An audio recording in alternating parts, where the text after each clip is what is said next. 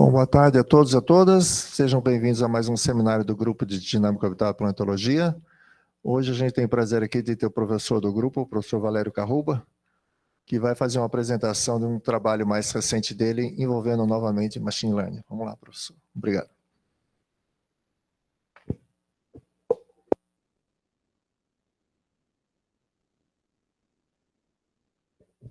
Está funcionando agora? Agora sim, acho. Então, obrigado a vocês por estar aqui hoje, neste dia de chuva. Então, o que eu vou falar hoje é sobre uma aplicação de Machine Learning para um método que se chama de Fast Classification of Motion Resonances, ou, de maneira mais concisa, o método FAIR. Então, esse é um trabalho feito em colaboração com o Safwan Aljibai, da Instituto de Astronomia e Ciência Planetária da Universidade de Atacama, no Chile, Gabriel Carità, Rita Cassia Domingo, e meus estudantes Mansur Bala, Robson Pedroso e Eduardo Delfino.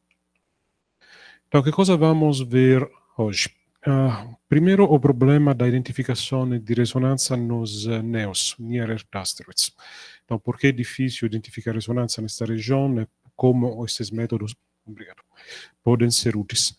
Depois vamos falar um pouco do método FAIR, que é um método que foi publicado em 2018 e que transforma as análises de argumento de ressonância em tratamentos geométricos em espaços de ângulo a ângulo.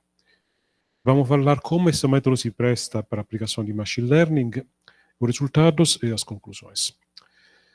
Então, como é que funciona mais ou menos?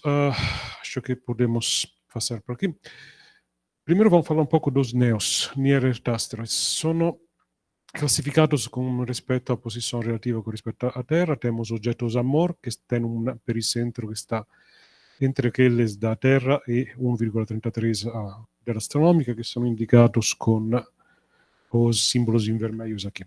Depois temos Apollos, que têm um semieixo maior que a Terra e um pericentro menor que o pericentro, apocentro da Terra. Eles são nesta região em verde e têm esse eixo maior que a Terra, então são fora da órbita da Terra. Os objetos que a gente vai estudar, que são aqueles Atens e Atiras, eles são objetos, os Atens são objetos que têm esse eixo menor que a Terra e apocentro maior que o pericentro da Terra. São objetos que são Earth crossing, enquanto as Atiras são objetos que são completamente dentro da órbita da Terra. Então, por que são interessantes? Bom, são interessantes porque podem ter um problema de possíveis colisões com a Terra. São objetos altamente caóticos, muitos deles têm vários encontros próximos com um planeta ou mais, em algum caso até 3 ou 4 planetas. Então, sendo o tempo escala de Equinópolis são muito baixos, 150 anos, então é muito difícil prever a longo tempo a evolução orbital desses objetos. Métodos tradicionais que são basados sobre elementos próprios que funcionam no cinturão principal não funcionam. Aqui existem teorias para ter elementos próprios e constante do movimento para NEOs, mas são um pouco mais difíceis de aplicar. E aqui a gente vai se focar na parte dos Atens e Atiras, todos os objetos que estão dentro da órbita da Terra. Então, por que é difícil trabalhar com esses objetos? Aqui mostramos ressonâncias com mercúrios. Então, o tamanho das faixas diz quanto é a ordem, quanto menor a ordem, quanto maior o tamanho. Então, aqui temos a ressonância 1 a 1 com mercúrio. E depois vocês têm uma série de ressonâncias de ordem menores. Então, dá para ver que tem um número bastante grande de ressonâncias só com mercúrio. Tem 225 ressonâncias catalogadas pelo Tabrea Gallardos entre a órbita da Terra. E tem sobreposição de ressonâncias, tem 225 ressonâncias só com Mercúrio, mas depois também temos ressonância com Vênus, com a Terra e com Marte. As ressonâncias internas são aquelas que estão dentro com respeito à órbita do planeta, então se mexe maior ou menor que o planeta, se mexe maior do planeta. E ressonâncias externas são aquelas que estão fora da órbita do planeta. Então, essas seriam ressonâncias internas, essas seriam ressonâncias externas com Mercúrio. Então, como é que eu identifico ressonância usualmente? Uma maneira para fazer isso é projetar o argumento de ressonância, ou seja, cada ressonância tem um ângulo característico da ressonância. Por exemplo, a ressonância 2,1 com a Terra, podemos projetar duas vezes o lambda do asteroides, menos o lambda da Terra, menos varpai. Esse é um ângulo que vai oscilar se o asteroide estiver em ressonância. Em particular, tem vários pontos de equilíbrio, 0, 180 graus, em algum caso 270. Aqui tem um objeto que está em circulação e aqui tem um objeto que está oscilando em volta de 180 graus. Então, qual é o problema? Se aqui só nas regiões dos ATIRAS e dos ATENS temos mais de 600 ressonâncias, o que significa que a gente deveria fazer 600 tipos de diplotte differentes, ok? É possível, mas não é exatamente divertido. Então, a gente procura métodos alternativos e existem métodos como aquele que foi publicado em Smirnov em 2023, integração numérica mais análise estatística, que usa detecção de liberação per ideogramma e permite a riduzione di identificação falsa. Se isso já existe, funciona para NEAS. Aqui a gente está tentando fazer um outro método que é baseado sobre um método geométrico, que é o método de Ferre do Forgax da Gica et al. Em 2018. Então, a gente não vai analisar equações, não vamos projetar argumento de ressonância. O que vamos fazer? Vamos reemplaçar argumento de ressonância por argumento geométrico. Então, vamos considerar uma ressonância de movimento médio. Em geral, a gente vai ter uma equação desse tipo, n' sobre n igual a p sobre p mais q, onde n e n' sono o movimento médio do asteroide de um planeta e p e q são números inteiros. Então, aqui, por exemplo, podemos ter se p igual a 1 e q igual a 1, a ressonância 1, 2 com um planeta. A ordem da ressonância é dada pelo q. Então, quanto maior o q, quanto maior a ordem da ressonância. Para a ressonância internas, o argumento de ressonância seria dado por P mais Q lambda linha, menos P lambda mais Q var pi. Por ressonâncias externas, temos P mais Q lambda, menos P lambda linha, mais Q var pi. Tem outras possíveis combinações, por exemplo, aqui a gente poderia ter varp do planeta em vez de varp do asteroide, onde varp é a longitude do pericentro, mas isso já dá uma ideia bastante preliminar do que acontece. Então, que cosa faz o método FAIR? O método FAIR trasforma, essenzialmente faz un plot in un espaço lambda linea meno lambda verso M, onde M è anomalia media do asteroide, por ressonâncias internas, ou lambda meno lambda linea per ressonâncias externas. Então, esses são os típicos plots que vocês podem ter aqui. Então, aqui, no eixo X temos M, no eixo Y temos lambda meno lambda linea. Se tivermos circulação, como neste caso, então a densidade, os pontos vão estar essencialmente distribuídos uniformemente no espaço. E não vamos ter uma densidade constante de interseções no eixo X e no eixo Y. Mas se tivermos casos de ressonância, como este aqui, então os gráficos somigliano com faixas. E o número de interseções no eixo horizontal e no eixo vertical permite determinar quais são os tipos de ressonância que vocês têm. Então, como é que funciona na prática? Por exemplo, vamos considerar este caso. Aqui tem uma interseção no eixo horizontal, uma interseção no eixo vertical. Tipo de ressonância, a interseção horizontal é igual a Q, a interseção vertical é igual a P. Então, esta é uma ressonância P sobre P mais Q, então esta seria a ressonância 1, 2 com a Terra.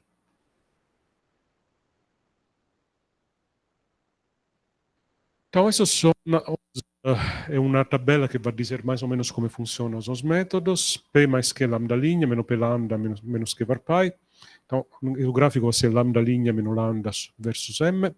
No horizontal é sempre Q, mas para as ressonâncias internas vamos ter P mais Q na vertical e para a ressonância externa vamos ter P na vertical com lambda menos lambda linha no eixo vertical. Então, por que o método FAIR é poderoso? Porque em vez de ter que fazer 600 diferentes gráficos, estudar 600 diferentes argumentos de ressonância, aqui a gente vai ter que fazer somente 2 tipos de gráficos. um para ressonâncias internas, um para ressonâncias externas. Então fica muito mais simples selecionar as ressonâncias. Funciona em regimes dinâmicos onde vocês têm um número muito alto de ressonâncias, então dá para fazer uma análise de regiões dinamicamente complexas. E nós estamos transformando essencialmente um problema que era um problema físico num problema de reconhecimento de padrões. Adesso è molto utile para machine learning, perché questo è esattamente un'area onde machine learning pode simplificare bastante seus problemas. Então, a ideia desse trabalho é usar machine learning para fazer automatizar o método FAIR. Então, que cosa vamos querer fazer? A gente vai querer contar as interseções no espaço M sigma, onde sigma é lambda meno lambda linha ou lambda linha meno lambda. Vamos deixar sigma por simplicidade. Automaticamente. Então, a gente vai transformar um problema bidimensional, que era contar as interseções das faixas, em dois problemas unidimensionais. A gente vai contar interseções no eixo X e interseções no eixo Y. E vou mostrar daqui a pouco uma figura que mostra como isso é feito. Então, a gente vai contar dove eles cruzam os eixos. Nós definimos uma variável sigma computada M, onde M é igual a 0, M computada onde sigma é igual a 0. E uma faixa de tolerância que é 5 graus para que tenha suficientemente pontos para que o método possa ser aplicado de maneira correta. A gente testou vários valores desses parâmetros, um parâmetro livre, 5 graus é aquele que rende os resultados melhores, mas funciona também com valores de 2 até 10 graus. Então, esse é um parâmetro bastante robusto. Então, aqui dá para ver alguns regimes possíveis nos NES. Aqui temos um caso de um objeto que está claramente em ressonâncias. Então, no eixo Y, vocês têm duas interseções. Então, nessa variável, que seria sigma M0, vocês têm dois picos separados. No eixo X, tem um single pico. Então, nesse caso, temos um pico aqui e dois picos aqui. Podemos ter casos onde a ressonância é de alta ordem, como aqui, por exemplo. Então, a gente vai ter um número maior de interseções no eixo Y e no eixo X, mas até aqui elas são bem separadas. O problema é quando começamos a ter objetos que alternam a fase de circulação e de liberação ou são caóticos. Então, nesse caso, por exemplo, esse é um objeto que está indo prevalentemente em liberação, mas alterna a fase de circulações. Então, tem um fundo geral de pontos aqui e os picos não são bem separados. Esse é um caso mais problemático para ser reconhecido com machine learning. E, por fim, temos os casos de circulação, onde essencialmente a distribuição é uniforme, não tem nada. Aqui é uma white noise, essencialmente, barulho branco. Então, temos 4 possíveis comportamentos: liberação, com número baixo e alto de interseções, alternância entre liberação e circulação. Então, que cosa podemos fazer? Primeiro, podemos eliminar os casos mais simples, aqueles de circulação. Os casos de circulação são aqueles onde a densidade em uma dimensão, essencialmente, é bastante alta. Se nós computamos a densidade de pontos nas duas variáveis, sigma M0 e M sigma 0, a maioria dos pontos vai ficar com a densidade, a maioria dos casos vai ficar com densidade maior que 95%. Isso é a gente estuda bastantes casos, existem alguns casos outliers, com densidade menor, mas são bastante raros. Então, o que fizemos no nosso modelo foi eliminamos todos os objetos que têm uma densidade numérica nas duas faixas de maior que 95%. Então, isso já elimina uma parte bastante grande das amostras. E depois a gente pode proceder com a parte de machine learning, ou seja, agora que sabemos que os gráficos vão ter picos mais ou menos separados, vamos usar o algoritmo de clustering para determinar automaticamente quantos são os grupos identificados. Usamos dois métodos, mas a gente testou pelo menos 10 diferentes. Esses foram aqueles que tiveram melhor desempenhos, que foram Circular QD e Optics, que são métodos dos anos 90 do século passado. eles são muito bons para detectar picos em distribuições angulares e fazer um conto das interseções. Então, por que pegar dois métodos e não um? Porque os métodos podem fazer erros. Às vezes, um método pode contar 3 interseções, outro método conta 2. Então, o fato que você faz um método de ensemble baseado sobre 2 métodos diferentes permite de eliminar os falsos positivos. Então, dessa maneira, que coisa acontece? Primeiro passo, vamos ver se o objeto está em circulação. Se eu tenho uma densidade de pontos maior que 95 graus, fora circulação. Abaixo de 95 graus, vamos aplicar os algoritmos de machine learning e vamos ver se os dois métodos dão o mesmo resultado. Se os dois métodos dão o mesmo resultado, ótimo. Se foi classificado, a gente já tem uma classificação preliminar. Se não tiver uma classificação, se tiver concordância entre os dois métodos, se os dois métodos dão resultado diferente, então si pede para o que si chama di human in the loop para intervenir. Che cosa ele vai ter que fazer? O código automaticamente vai selecionar essas imagens e vai pedir para um observador classificar as imagens fora do algoritmo de machine learning. Então, nosso método não é completamente automático, mas elimina uma boa parte, mais que 85% das imagens. Terminou a classificação, a gente passa para uma fase final do código que se chama de final validation. Ou seja, identificamos uma ressonância, vamos ver se esta ressonância está onde deveria estar. Por exemplo, se a ressonância foi a 2,1 com a Terra, a gente sabe onde é que fica com respeito ao semi-eixo maior. Onde é que fica o semi-eixo maior do asteroide?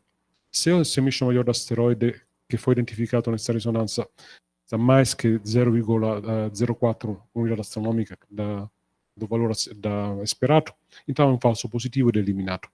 Tudo isso é feito automaticamente, excetuato pela parte de human in the loop, que usualmente se refere a casos um pouco mais complicados, tipo estes. Que cosa vocês podem ter? Podem ter casos onde o número de interseções é muito alto. Então, os algoritmos de clustering podem ter dificuldade de identificar os picos separatamente. Ou pode ter bastante barulho, ou o asteroide pode passar de um regime para outro. Lembre-se que são objetos muito caóticos. Então, aqui, por exemplo, passamos do regime de alta, com uma ressonância de movimento médio de alta ordem, para uma ressonância de ordem menor, que seria em azul. Então, passa de uma ressonância para outra. Então, esses casos são aqueles onde é mais interessantes que um observador treinado faça a classificação. E realmente a gente testou vários métodos de machine learning, deep learning, large language model, mas o problema é complicado demais, para que um método sozinho consiga fazer a classificação neste nível. Então, decidimos simplificar a nossa vida. Vamos eliminar os 85% de casos que são elimináveis e vamos pedir para o observador só se concentrar sobre os casos complicados.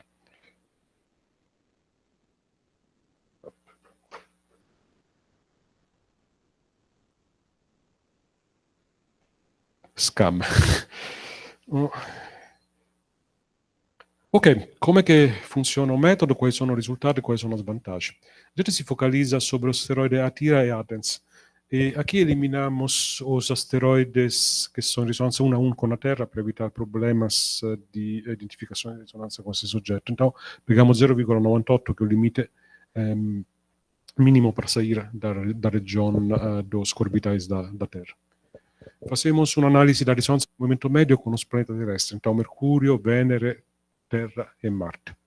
E aplicamos o método de machine learning FAIR que acabamos de introduzir para fazer uma detecção automática. E depois comparamos resultados com métodos já publicados, como aquele de Smirnov em 2023. Nossas simulações usam o Rebound, todos os códigos são automatizados, então o machine learning FAIR é uma nova ferramenta que trabalha em cima do Rebound. Integração é 1200 anos, que é um pouco maior que o tempo de escala caótica, mas precisamos de um tempo um pouco maior para ter identificação dos argumentos de ressonância que seja viável. Incluímos todos os planetas mais a Lua, e sendo que o tempo de Lyapunov é de 150 anos, a classificação é preliminar, deve ser feito um estudo estatístico depois sobre os já identificados. Mas neste caso, para esse artigo, a gente é mais interessados em saber se o método era viável. Ok, una vez que identificamos candidato, proyectamos argumentos resonantes dos candidatos, podemos ter 4 tipos de dinâmica. Podemos ter uma libração em volta de 180 graus, libração em volta de 180 graus, de 0 graus, desculpe. Em casos muito raros, libração em volta de outros pontos de equilíbrio, tipo 270 graus, vou falar isso por casos de Mercúrio, bastante interessante. Casos onde os objetos alternam libração e circulação, e casos de circulação. Esses são os casos que a gente analisou. Então, esses são os nossos resultados com respeito às imagens. A gente analisou mais de 2.200 asteroides na região, e destes, mais ou menos, esses foram aqueles que foram selecionados para análise visual do observador. O que significa que, no caso pior, pelo menos 85% das imagens foram classificadas automaticamente pelo Machine Learning FAIR, só 15% tiveram que ser analisadas pelo observador. E são aquelas 15% que são as mais interessantes, aquelas mais complicadas, com órbita switching, aquelas que realmente precisam de uma análise mais em detalhe. Os resultados são robustos com respeito à libração, switching, órbita e circulação. E agora vamos falar dos casos de Mercúrio, Vênere, Terra e Marte. Então, a gente identificou 171 asteroidi che sono possibili in risonanza di movimento medio con Mercurio, ma essenzialmente quasi tutti deles sono oggetti che stanno o in orbita di alternanza o sono fuori dalla risonanza mesmo. Então, conseguimos encontrar 2 objetos que são realmente bons candidatos para ressonâncias com Mercúrio, que são esses aqui, 466507 na ressonância 1,4 com Mercúrio e 2006 na ressonância 1,3 com Mercúrio. Esses são os primeiros objetos que são candidatos a ser realmente ressonantes com Mercúrio, então esse é um resultado interessante desse trabalho. E ainda mais interessantes, eles são objetos que oscilam em volta do ponto de equilíbrio 270. Então, são bastante atípicos. Pelo resto, não tivemos comparação com outros trabalhos, porque outro trabalho não identificaram nenhum objeto com Mercúrio. Então, esse é um resultado realmente novo nosso. Depois temos o resultado com Vênus. Vênus realmente é a parte mais interessante, o perturbador mais interessante nesta região. Aqui tem 9 ressonanze che têm uma popolação de pelo menos 10 objetos que são identificados assim. Temos também uma cauda de ressonância de alta ordem, algumas chegam até 50 que é igual a 50. Muitas dessas ressonâncias de alta ordem são pequenininhas, tem 1 ou 2 objetos, mas não somente consigo identificar essas ressonâncias que são um pouco inesperadas nesta região. Os resultados são bastante concordam com o resultado de trabalhos anteriores de Smirnov 2023, então parece que o nosso método funciona para identificar ressonâncias com Vênus. E depois fizemos ressonância com a Terra, menos ressonância de alta ordem, aqui a cauda é muito mais limitada, nem chegamos o máximo chegamos a ordem 20. Máximo número de objetos realmente ressonante foi 6, então a ressonância com a Terra, na região interna da Terra, são um pouco mais fraca que a ressonância com Vênus, que mais uma vez é um resultado que é já conhecido na literatura, mas encontrado também pelo nosso método.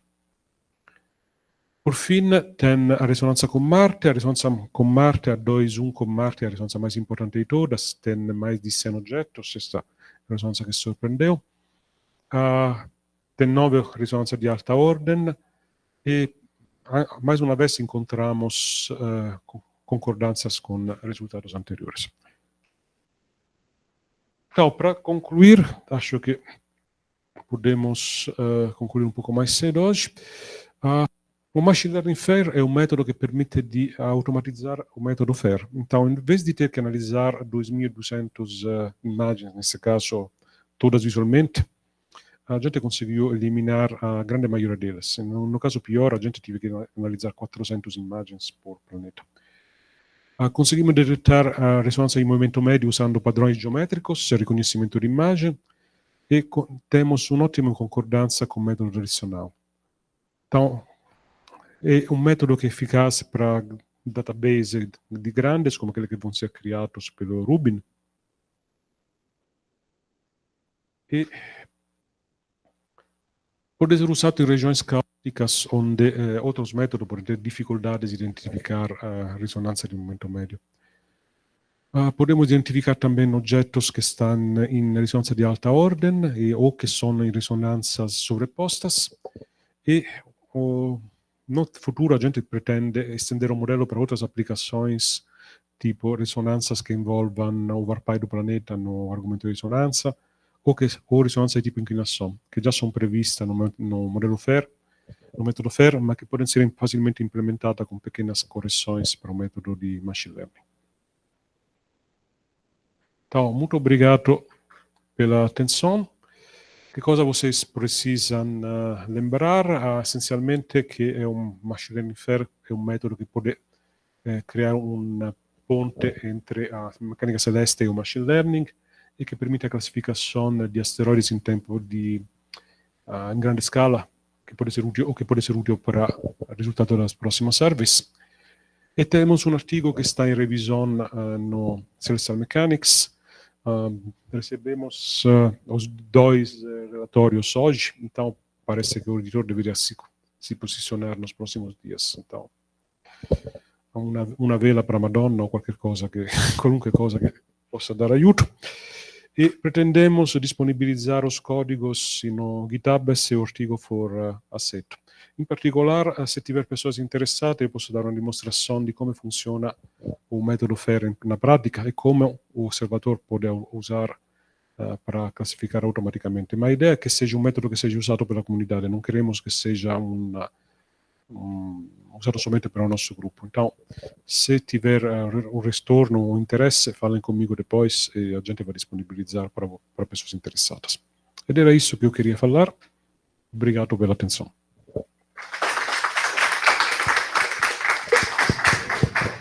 Obrigado, Valério. Bom, a gente está aberto agora a perguntas, colocações. Alguém gostaria de fazer alguma pergunta, algum comentário?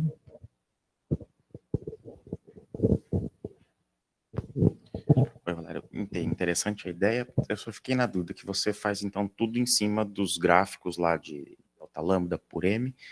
O quão dependente isso é do seu passo de saída e se não corre o risco de você ter algum padrão de batimento numérico simplesmente algo da ressonância ali?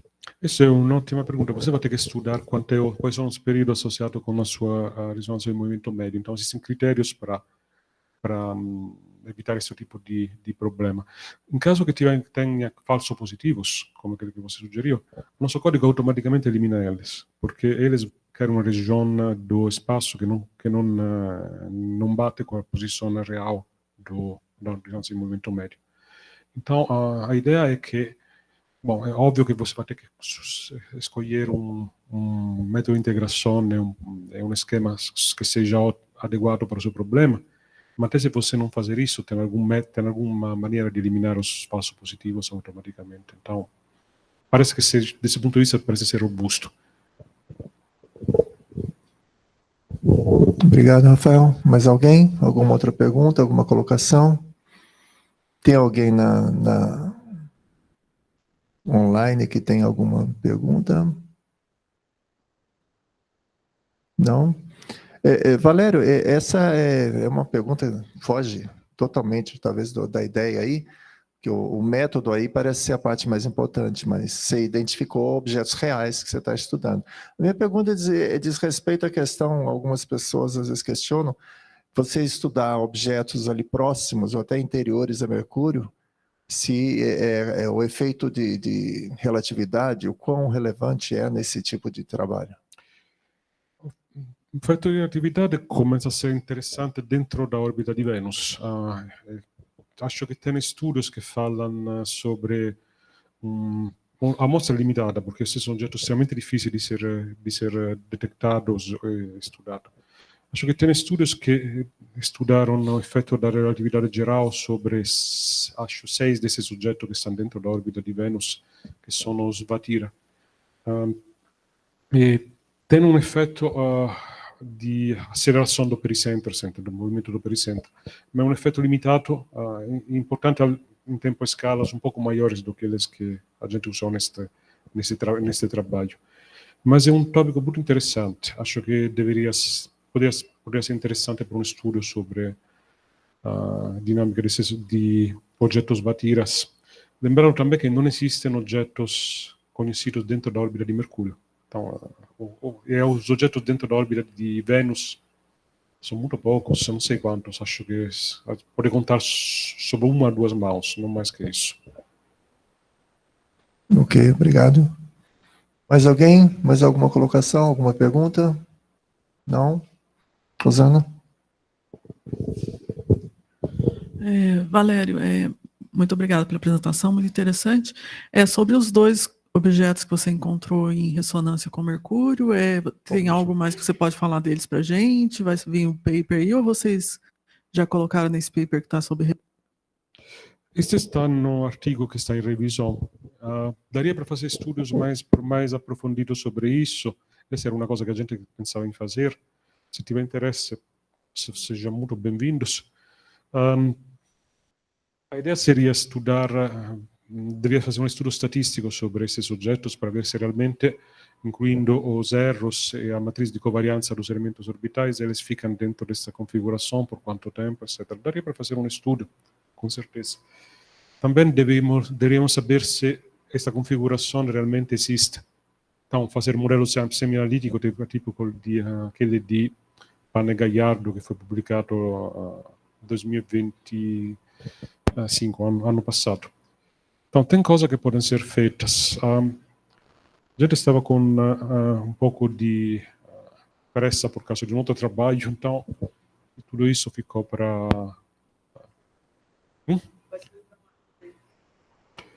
Não estamos trabalhando sobre isso no momento, mas pode ser uma coisa interessante de fazer. Se tiver interesse, vocês são bem-vindos em trabalhar com isso.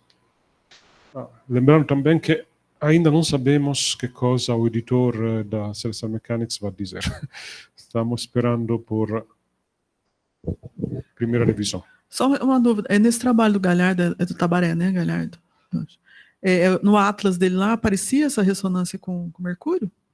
Não, essas ressonâncias existem, com certeza. Não, o que não sabemos é se existe o ponto de equilíbrio a 270 graus. Mas isso pode ser facilmente verificado.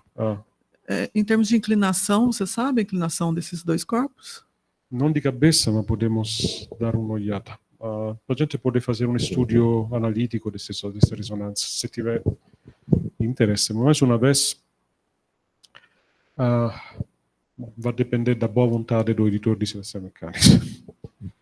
Ainda sobre esses objetos, não sei se o ângulo ressonante ali utiliza o VARP de Mercúrio ou não, e aí entraria de novo, volta à questão da relatividade. Sim, acho que seria um trabalho bem interessante de fazer sobre quanto são estáveis esses objetos, porque na literatura não tem... Então, é possível que se você colocando correções relativísticas, esses objetos saiam da configuração ressonante. Ou pode ser que o contrário, pode ser que a relatividade estabilize algum desses objetos. Honestamente, não saberia dizer nesse estágio. Okay. Acho que seria interessante fazer. Eu nunca trabalhei com isso, mas tem no Rebound X, acho que tem uma aplicação de relatividade geral. Deveria ter um pouco de paciência se colocar lá e estudar o código. Mais uma vez, portas são abertas. Se tiver interesse, falem comigo. Ok, uma outra questão, eu achei bastante interessante essa maneira de identificar as ressonâncias, fazendo o gráfico delta lambda por M. Tem alguma maneira, através disso daí, de você tirar informação sobre a amplitude de libração? Vamos pensar um ângulo que está librando bem, naturalmente, se ela é uma baixa amplitude ou grande? Sim, tem. Vamos ver se consigo pegar. Ok. Aqui tem um pouco de dispersão. Se eles ficassem só na faixa preta, seria baixa amplitude. Quanto maior a amplitude dessa faixa, quanto maior a amplitude da ressonância. Aqui, onde tem os picos são, como se diz, não são bem separados, é porque tem alternância de circulação e liberação. No artigo originário do Forgax da ICA, tem estudos que falam também dos efeitos da amplitude sobre essas faixas. Aqui não era exatamente o enfoque, a gente só queria ver se dava para aplicar machine learning. Mas uma ferramenta interessante, né? Bem prática, e você pode obter aquelas que estão realmente em baixa amplitude de libração, quer dizer, uma ressonância bem presa, bem amarrada. Sì, seria interessante. Acho che da un punto di vista il problema aqui non è tanto... Da un punto di vista di machine learning, esses são os casos problemáticos, porque os algoritmos têm problemas em trabalhar com esse tipo de configurações. Eles identificam picos, mas quando os picos não estão bem separados, até os melhores algoritmos têm limitações. Quando estamos aqui, isso é muito mais simples. Então, uma vez que você identifica o objeto de ressonância, daria para fazer um programinho até em Python, essencialmente, para saber quanto é que vale este valor e comparar para vários asteroides. Então, acho que é uma coisa bem viável de fazer. Ok, obrigado.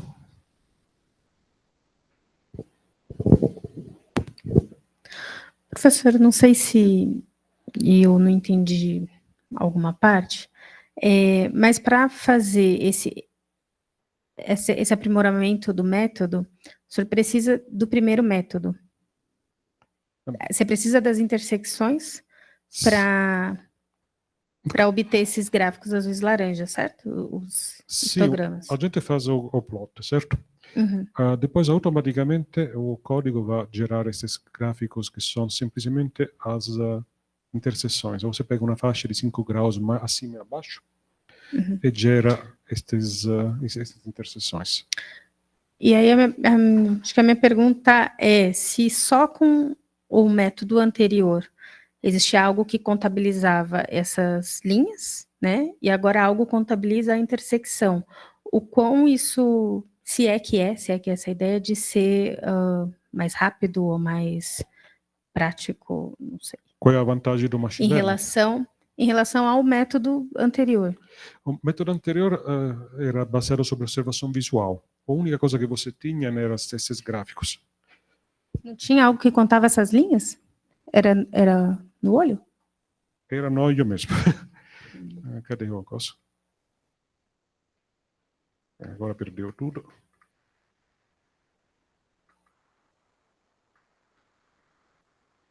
Este é o gráfico bonitinho que dá uma ressonância 1,2, mas este aqui é um caso, tem 5 destes. A maioria dos casos são casos onde vocês têm muitos, os picos são um pouco determinados, tem muitos picos para ressonância de alta ordem, etc.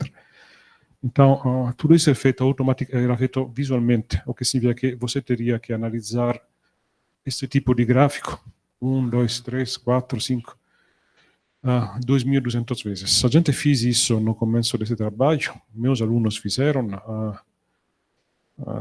começaram a falar de abolição da escravidão no Brasil, e realmente é um trabalho muito chato. Então, a ideia do machine learning fair era essencialmente eliminar a necessidade de passar por esse tipo de escravidão. Se uma pessoa tem que analisar os gráficos, que sejam aqueles mais importantes, os casos mais triviais podem ser classificados automaticamente. E o método tem suas limitações, mas imagina que de 2.200 imagens passamos para 200 ou 400. Então, isso reduz a carga de trabalho de um fator 10 quase. Então, não é mau, na minha opinião. Ok. Mais alguém? Não? Vou agradecer novamente a Valério, então.